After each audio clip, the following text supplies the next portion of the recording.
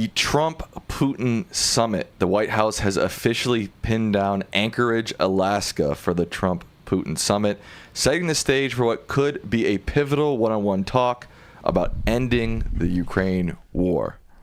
Yeah, and guess who isn't in on these talks? Zelensky. No representation from the victims, only the aggressor. And the White House press justifications for this meeting staggers the imagination. I guess, you run out of outrage, you run out of superlatives to describe, just how outrageously they act. White House Press Secretary Karen Leavitt told reporters the president is agreeing to this meeting at the request of President Putin. Get that? He's bowing once again to Putin instead of using his leverage to make sure it's real talks with all parties involved. And the goal, she goes on, of this meeting for the president is to walk away with a better understanding of how we can end this war. What's wrong with that sentence, Sam? What kind of understanding is he going to get? The Russian point of view, right? The Russian propaganda. That's all he's going to get from meeting with Putin. That's a good point. And this is the best indication of how to end this war. No, it isn't. It's the best indication of Putin, as he has done for so many years, playing Trump and getting Trump, if he can, to endorse his agenda. Trump has already said there's going to be land swaps, as if the Russians should be rewarded for one of the most outrageous acts of aggression, one of the most atrocious commissions of war crimes in modern history, of starting this horrible bloody war, the worst war in Europe since World War II. Zelensky was very clear. He said, any decisions made against us, any decisions made without Ukraine, they are simultaneously decisions against peace. These are dead decisions. They will never work. And other European allies who are not being played by Putin like Trump is, agree with Zelensky and have the back of Ukraine. Just astounding. And when was the last time you had a Western leader meeting face-to-face, just with an aggressor, just with a dictator, to try to achieve peace? 1938, the most historically disgraceful conferences in modern history, the Munich Conference between Adolf Hitler and Prime Minister Neville Chamberlain of Britain. It is notorious for appeasement. You appease the dictator, and what does the dictator do? Keep running forward. Exactly. Dictator does whatever he damn well pleases. Of course, Trump doesn't study history or doesn't care, but this looks like maybe not quite as outrageous. I don't like comparing anything to Hitler, but there is an analogy here.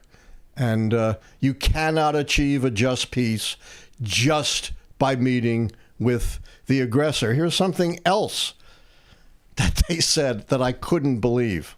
Leavitt said, so the president is very honored and looks forward to hosting President Putin on American soil. Unbelievable. This is a murderous dictator who kills and imprisons his political enemies, who has engaged in the most outrageous act of aggression in Europe since World War II, who is no friend of the United States, would love to see our democracy destroyed, and Trump is honoring him by inviting him to American soil and explicitly saying that. This stinks at so many levels. What would you say to an American who would agree with you, honoring Putin, not having Zelensky's totally wrong? Ukrainians need to decide for themselves how they want to continue this war, but I don't want to just continue to fund this war endlessly. What would you say to them? You've got to fund this war as long as it takes. If you don't fund it, Putin is going to take over Ukraine, a democratic nation that he invaded of choice, and he's not going to stop there. He is clear. He hasn't disguised this. His biggest objective is to restore the Soviet empire and to destroy democracy wherever it exists. Yeah.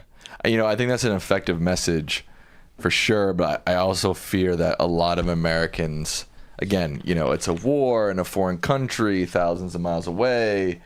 You can tell them all these historical reasons why we should keep funding it, and even present day reasons why we keep funding it. I do fear that a lot of Americans are just too removed to be like, oh yeah, I'm going to keep funding this war indefinitely forever as long as it goes on. You make a very valid point. This, kind of isolationist impulse runs deep in American history. George Washington goes all the way back to the Neutrality Proclamation in the era of Jefferson and Washington. There was a very robust America First movement in the year prior to Pearl Harbor, which said we shouldn't give a drop of aid to the Allies fighting Hitler, and they had a lot of public support. So it's very challenging. And without a spokesperson, with Trump commanding the bully pulpit, I agree with you. This is a very hard sell. Yeah, and it feels, a lot of Americans feel like there's always money for war and there's never money for health care or infrastructure. It feels like politicians are always telling us, oh, there's not enough money for the things that you need, but there's always enough money for war. And it's complicated because funding war sort of goes back into the American economy. Exactly. We're not just giving weapons away. We're funding through our economy. Our economy is benefiting. And sadly, as General Smedley Butler once said, war is a racket. Yeah. And, big business benefits. So it's not as if we're just losing money by supporting Ukraine. That's just false. Right. And, imagine if the isolationists had won out. And for a year and a half or so, we did not give Lend-Lease to Britain and the Soviet Union. Even Soviet historians agree Hitler would have conquered the Soviet Union and killed several million more Jews that were residing there. And he may well have conquered Britain as well, isolating the United States in the world and threatening our survival. Yeah, I agree with you. I'm just trying to, No, you're right. I agree. That emphasizes so much more clearly the need for Democrats to grow a spine and, not play to lose, but be very aggressive on these and other issues. And by the way, do you think for a minute, if Trump stops funding the war in Ukraine, the money's going to go to our health care? No, of course not. Right. That's a good point. Yeah. Yeah. And it's a complicated cycle because people say, well, we don't want to pay for war. And then it's like, well, war actually stimulates our economy. And then on the other side of things, people say, well, that's fucked up. Why are we stimulating our economy by killing people? No, and we're not killing people. We're trying to stop Russia from killing people. Right. And they really need to understand that.